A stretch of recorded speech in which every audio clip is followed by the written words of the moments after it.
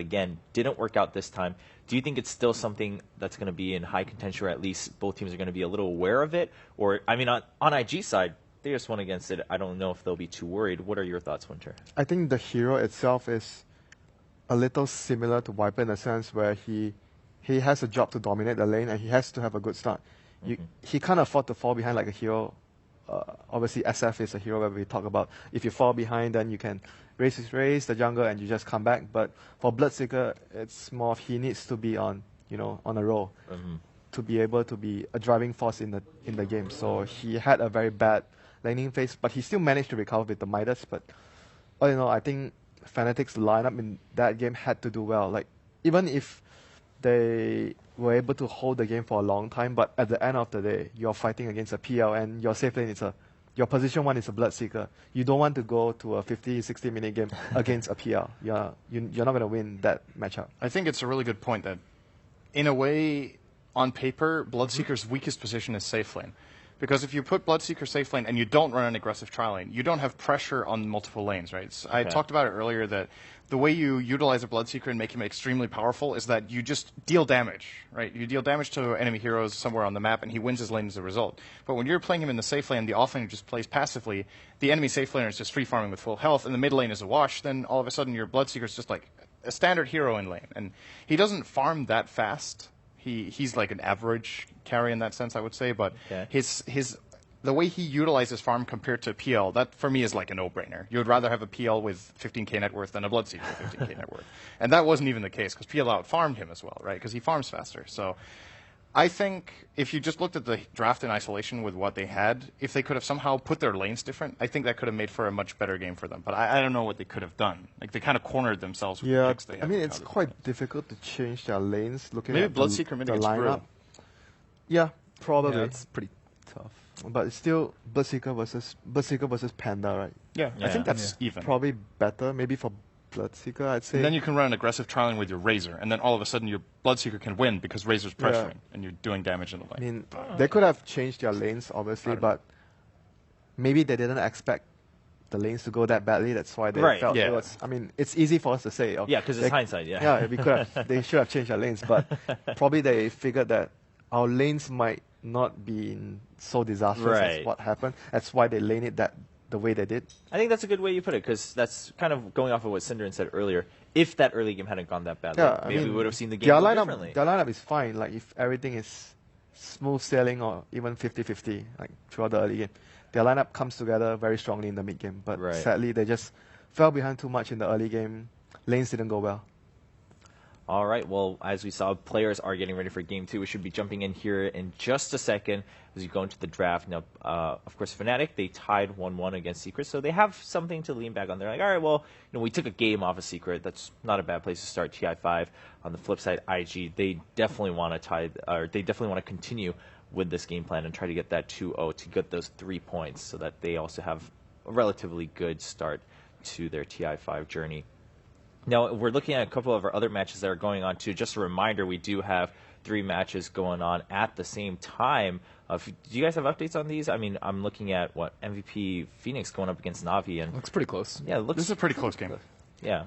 I mean, it looks like MVP Phoenix is slightly ahead for now, but what I've heard was Na'Vi was farming a little bit better going onward. So. And that Magnus PA.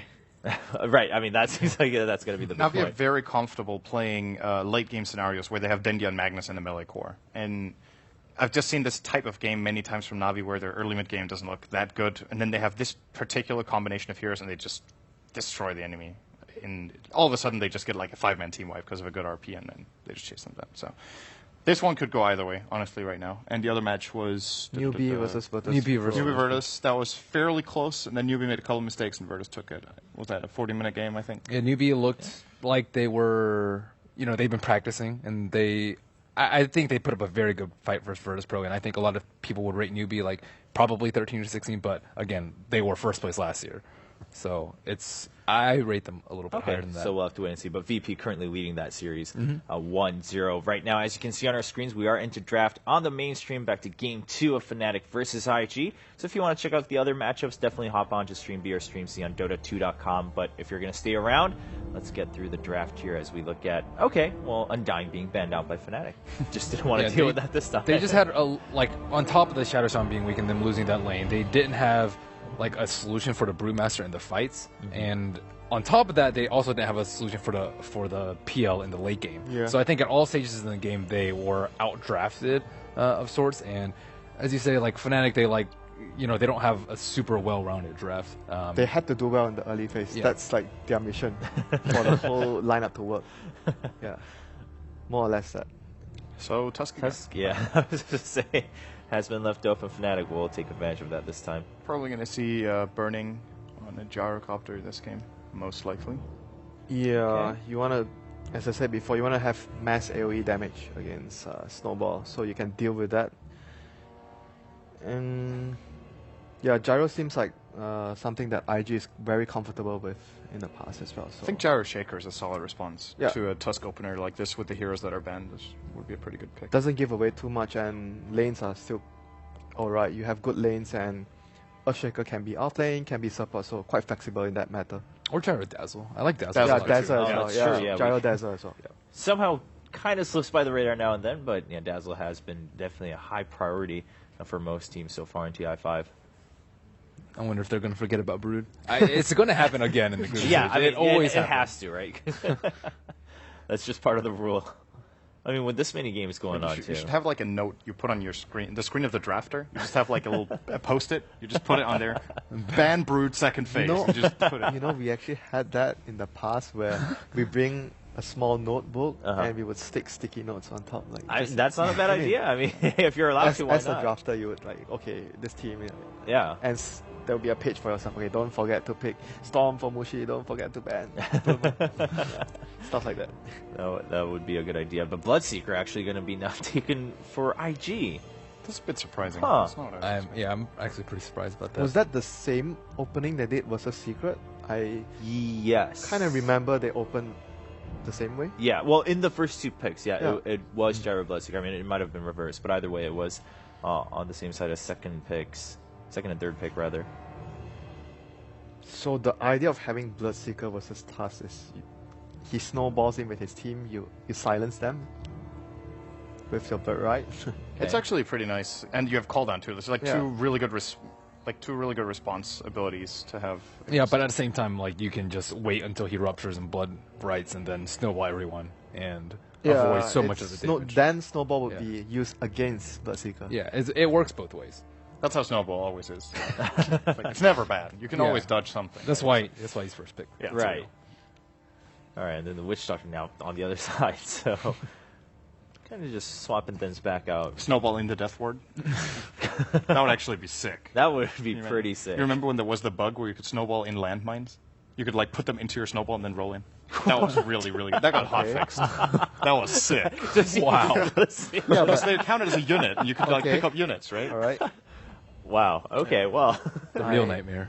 That is The real nightmare. Yeah, That's the worst. that is the worst case scenario. That sounds pretty bad. And just so we're clear, Broodmother does get banned out. So Fnatic is like, okay, we are not dealing Yeah. with Broodmother. They don't want to give that up. Do you think they'll spring for a Zeus again, or what other? Do you think that Bloodseeker is suitable for Ferrari's playstyle, or do you think they should put it on? Anyone I actually else, think or Bloodseeker Lua? is more suitable for their position 3 player Lua because he's more of the utility type of player, and Ferrari, you would want to give Ferrari a hero that can carry or flash farm and be as a backup core or something like SF. SF is obviously not in the pool, or a Storm, like someone that can carry the game himself. Like Bloodseeker, you can definitely snowball, but it's not as strong as like a SF or a Storm. Okay. Well, Storm being banned out by IG. Taking So they don't want them to have tools to jump the gyrocopter. Right. Do IG have faith in their draft against Secret and just go for the Zeus again? Uh, It looks Well- okay so far.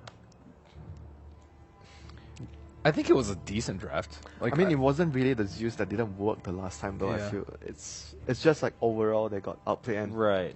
the supports were too defensive. I would say, it was less of a problem of the Bloodseeker plus Zeus combination.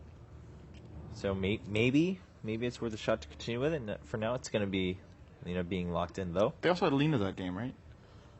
Did they? Was that Or was the it last Rubik? pick? I can check it out. They Yeah, had They definitely had Rubik against the TA because I remember They had No, Rubik and Lina Winter Wyvern. against- Rubik Wyvern. you're Okay, right, yeah, because they picked Lina against the Brood. Correct. Yes. yes, they had Lina in the second game. Yeah. That's right. That's how it was. Well, they don't really have any setup on IG right now. Like, just no way to hit Lina stuns. No way to hit, like, Blood right decently. So, I don't know. It's a little bit of everywhere right now with their lineup.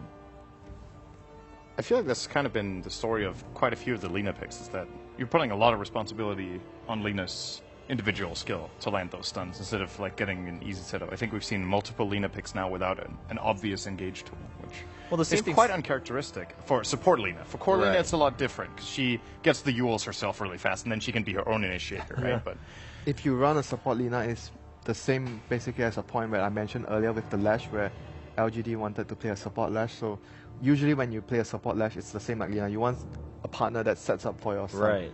Otherwise, you're just like, okay, I'm going to try and roam, but no one's there to set up my stun. Like what Sin mentioned. If you're caught, obviously it's not a problem because you will have the use scepter at a decent or good timing.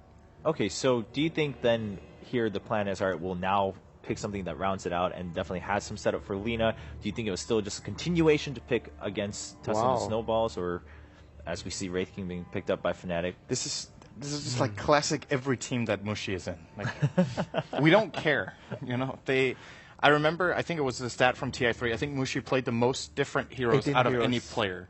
18 He played like 18 heroes in, I don't know, 20, Wow. 23, Yeah. 4 Basically, games. or like something like that. almost every Absolutely match he's ridiculous. playing something different. Yeah. And this game, in my mind, when I see the Wraith King, I'm thinking like, rupture me, I blade me, and I'm running around. Yeah.